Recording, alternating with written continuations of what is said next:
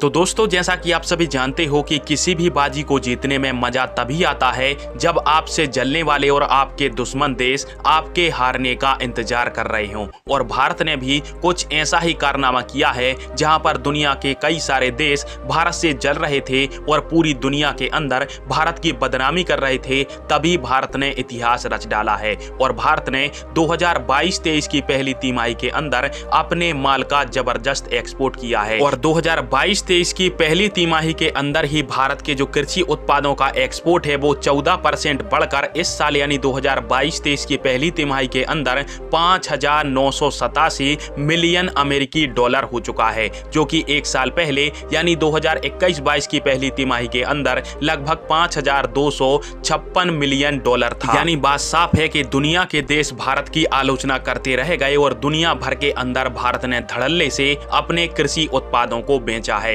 और दोस्तों, स्पेशली तौर पर भारत के चावल का जो एक्सपोर्ट है वो पिछले साल की तुलना में 13% बढ़ चुका है और इस साल हमने पिछले साल के मुकाबले कई मिलियन डॉलर का चावल अतिरिक्त बेच डाला है। वहीं पर बात करें भारत की फल और सब्जियों के एक्सपोर्ट की तो इसमें हुई है 8.6% की वृद्धि और पिछले साल की तुलना में कई सारे देश भारत की फल और सब्जियों पर ज्यादा आश्रित हुए हैं। और अगले साल यह जो एक्सपोर्ट है वो और ज्यादा बढ़ने की संभावना बताई जा रही है, क्योंकि दुनिया के कई सारे देश अभी भी खाद्य संकट से जूझ रहे हैं और रूस और यूक्रेन युद्ध के कारण दो बड़े जो एक्सपोर्टर देश थे वो अभी युद्ध में बिजी हैं, जिस कारण से भारत को एक बहुत ही बड़ा और सुनहरा अवसर मिला है, जिसकी बदौलत आज भारत का जो माल है वो अंतर्राष्ट्रीय बाजार में अच्छी खासी कीमतों के अंदर बिक रहा है। और दोस्तों, इस साल भारत सरकार की तरफ से भारत के कृषि संबंधी उत्पादों का जो एक्सपोर्ट है वो 23.56 बिलियन डॉलर के आसपास अनुमानित किया गया है, जो कि इसी रफ्तार से होता रहा तो इस आंकड़े को भी पार कर लेगा